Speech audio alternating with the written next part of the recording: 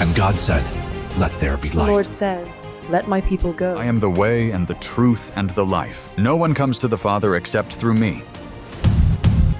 This is the Talkin Bible podcast.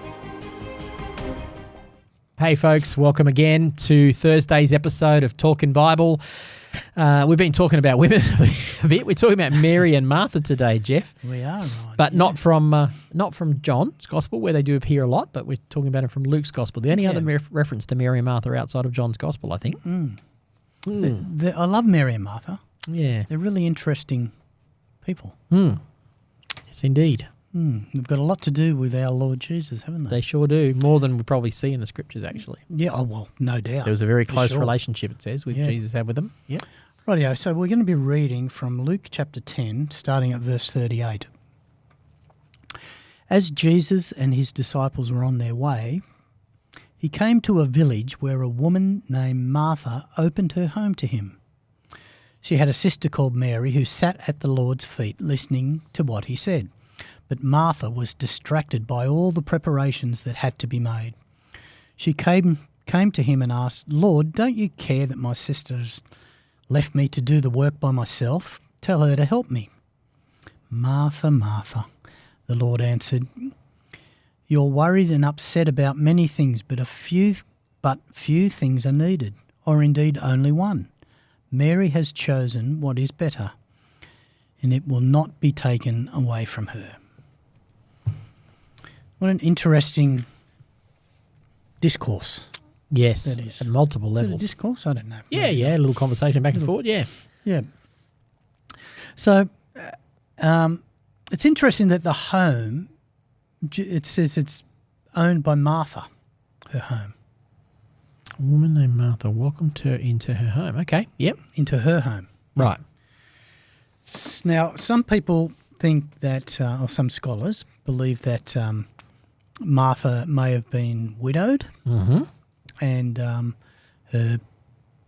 maybe it was her family home, and she sort of, her parents may have died, and she'd taken on the role as the matriarch, which of the family. can happen and did happen in that culture. Yep, and especially if they had a bit of wealth behind them. Yep, and Mary being her little sister, That would be a possibility. living there. Yep. And also her brother Yes, Lazarus was part of that as well. was, well, we think he was probably living there as well. I don't know if that makes any difference to the story or not. but No, anyway, actually, you make an interesting point that it was Martha's home. Yeah, that's interesting. Funny how you just make assumptions. My assumption has always been that Lazarus, Mary and Martha lived together for whatever reason. We don't know. But that it was probably Lazarus as the brother who was the patriarch of the home. Yeah, right. I guess that could still fit this narrative because the woman, the senior woman in the home, it would be her home. Like even in the patriarchal ownership, he would do the business. He would be about that stuff. She would be about homemaking. For sure. But that's valid point that the scholars did make a fair point there that, yes, sometimes there were women, especially in Roman culture, it was quite common for women to, widows to, if they had the what's the word? The wherewithal to be able to provide for themselves because of the family business or whatever, that they could maintain the headship of the home. Yeah. Yeah, for sure. Yep. And as such, she would have been in charge of all the preparations, making sure that making sure it all gets happening. Jesus and a few of his mates, I guess, had come along and they were going to be staying there. So she was like, "Oh man, how am I going to feed all these people? Yeah. I've got to make some beds." That's right. I've got to do it all up, set it all up. Yeah. And so she's running around doing all this stuff, and it kind of, as it goes along, she's getting upset with the younger sister, Mary, who's just sitting Seems there, to be getting a free ride, listening to Jesus. She's running around doing all this stuff. You can understand her being a bit upset. Oh, I can. I call it Martha-ritis. I get it often. You get it, do you? Oh, I can be affected with Martha-ritis. Yep. How come I have to do all the work, Lord? They just get to sit there and do nothing, and it's not a healthy place to be. Yep. True. But true. I am conducive to Martha-ritis, not the opposite. Yep. And she says, "Don't you care that she's not helping? Tell her to help me."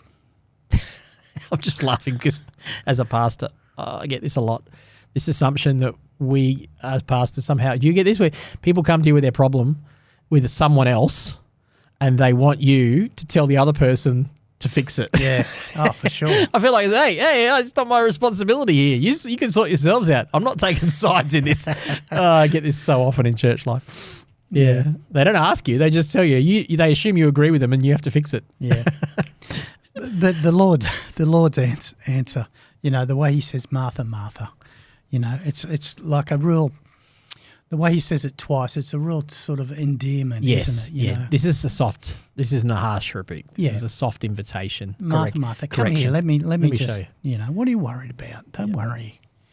You're worried and upset about many things, which she obviously was. She had a lot of things to do, but only a few things are needed. Like, Jesus is probably thinking, look, I don't need the table to be spotless. I don't care if there's any crumbs on the floor or whatever. I have a running joke that, barbecue chicken and chips will do the job. You don't need to go out. You don't have to go overboard for having people over for lunch on Sunday after church. That's good. That reminds me, I've got to get a chicken on the way home too.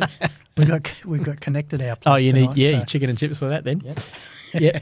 Maybe not chips, but not chips. Yeah, that's a bit early for chips. Yeah. So Martha's, so Jesus is saying, come on, take it easy, Martha. It's all good. Mary has chosen what is better, and it will not be taken away from her. So he's saying that, look, there's no way I'm going to stop her from listening to what I'm saying here. Yep. Now, I'm sure you've got lots of things to say about this. Yeah. Let's start with Mary sitting at Jesus' feet. Start there? Yep. Okay, so I'm assuming what you're leading me down the garden path there is to say that Mary sitting at Jesus' feet was a cultural no-no. Mm-hmm. Only Jewish men sat at a rabbi's feet, and the sitting at the feet was where they would sit and learn. So this was Jesus being radically egalitarian and inviting women into the place of what was traditionally a man's thing, which was showing that, it's open to all. The kingdom is open to all. Anyone, male, female, whoever wants to sit and listen can sit and listen. Yep. So there was a breaking of a cultural norm to make a point here. And I wonder if some of the disciples might have been thinking, what's she doing here? Because it just wasn't the done thing. Oh, they would have been, I will add, though, that Luke all through his gospel does this. He elevates women all the way through the gospel. Luke 7, I think it says, it's all these rich, wealthy women that were providing for Jesus on his ministry. Yep. All the way through, we see Jesus, we see Luke's narrative elevating. Let me put it this way. We see Jesus in Luke's narrative elevating women, and this is one of those times. Yep. Yeah. So I don't know if that's where you wanted me to go, but that's good. Yeah, I think it's a good thing for people to understand that, because she wasn't just sitting there listening to Jesus like we would do today, but it was actually she was in a position of learning and it carried something with it. There's a beautiful little book called Sitting at the Feet of Rabbi Jesus. It's an easy read. I recommend it to anybody. It's written by two women, but the whole book is around understanding the Jewish context of Jesus' ministry. And it leads into things like this, but it shows you how rich Jesus' teaching is once you understand the Jewish context. It's a great little book, Sitting at the Feet of Rabbi Jesus. He just changed things, didn't he, Jesus? He absolutely upended the cultural norms. Changed things. And without him, we wouldn't be where we are today, would we? Certainly in Australia, where we follow that Judeo-Christian we wouldn't have it without Jesus' teaching. Yep, that's right. Yeah. For sure. Women would still be, it still took them a long time to... Well, they're still not there yet, but we're a lot better than we were. Yeah. And you've only got to compare it with other cultures that don't have Jewish Judeo-Christian ethics, and you realise, or especially the Christian influence, you realise that there is still a lot of the patriarchy, a lot of abuse of women in those cultures. So while we're not there yet, we've come a long way. Yeah. Right. And so Martha's choice to get everything prepared and everything... Jesus is not saying that's bad. It's not bad, no. It's not bad. It's good. It's a good thing to do because she loved Jesus. Yeah. She when we love Jesus, we I don't know. Let's put it like my wife will be doing today. We're having our connect group, so she's tidying up the house, getting it ready for Jesus, which is a good thing to do. Yeah, it is a good thing to do. So this isn't advocating for laziness. The issue, the way I read this, see if you feel free to correct me. But the way I read this is it's not the work that was the issue that Jesus was taking with Martha. It was the attitude towards the work. Yeah. It was almost like she felt this workspace mentality of if I don't do this, Jesus won't be accepted, or I might be shunned, or what will people think of me, or all those kind of things. So it becomes very much almost a keeping up appearances mentality.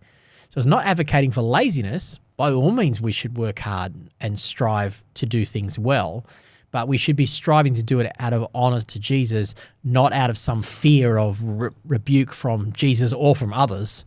I think that's when the mentality was the wrong way around. So I can see why she's huffing and puffing about Mary, because she's feeling like this is going to be a shambles. This is going to be a letdown. Jesus is going to be disappointed with this. Or what will people say about how we hosted them in our house and all those sorts of things. Oh, yeah. So it's her identity that's she's not satisfied and comfortable in her identity that she's accepted and loved just as she are. And Mary clearly was accepted in that. It wasn't that she wouldn't have advocated for doing the work, but she realized this is better right now. I'm accepted. I can sit. I get the privilege of sitting and listening to Jesus. Yeah.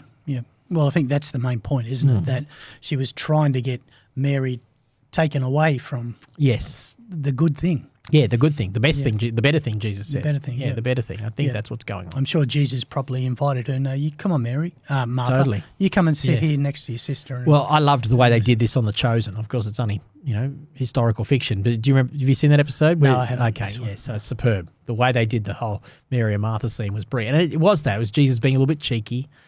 Jesus inviting her in, and she nodding sheepishly and going, "Yeah, okay, I know." And then pass around the dates to everybody, and it was like a teaching moment for everybody, and it was really well done. And there was no harsh chastisement, and it fitted to me with what I imagine the narrative is trying to tell us about how it happened. So it's worth watching that scene just to see how well it was done. Yeah, right. Yeah.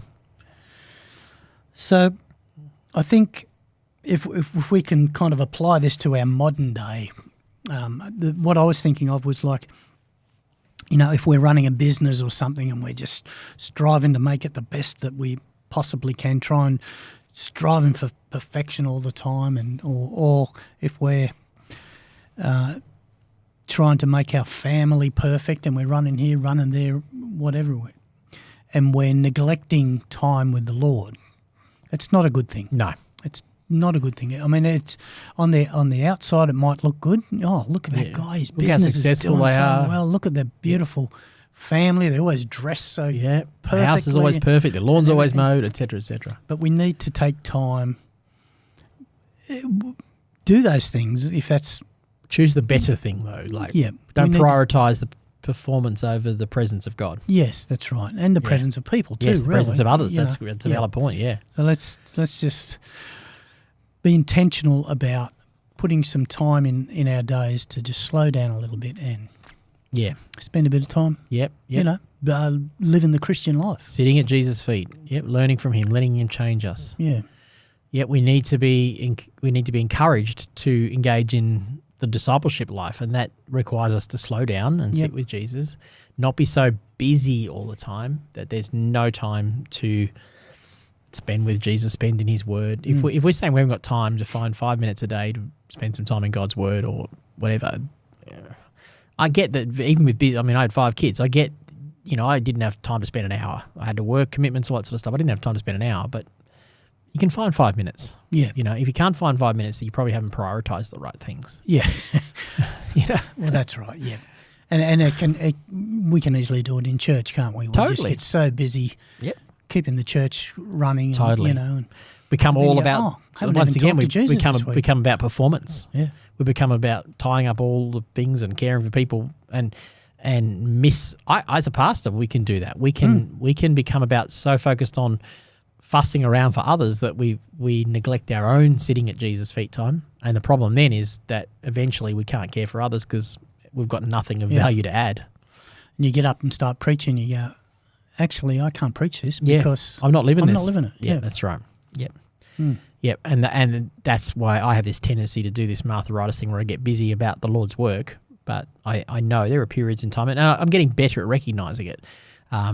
But I used to need other people to recognize it. And I'm sure they still do, but I've learned some of those warning signs now. I get the physical warning signs. I know, okay, I've moved into workspace mentality here, or I've worked into task mode and I've lost the relationship with Jesus. Yep. And it's very subtle, as it no doubt was for Martha. She thought she was doing the right thing. Yep. But she just needed that little direction to go, hang on, the better thing is me. The better thing. The better I like thing. that. Yeah. Beautiful. Mary has chosen what is better. Yep. Okay. All right. We'll That's it see for you that. later, Mary All and right. Martha. See you, Mary and Martha. All right. Thank you. We'll talk to everyone tomorrow's episode. Last one for the week. See you then. Bye.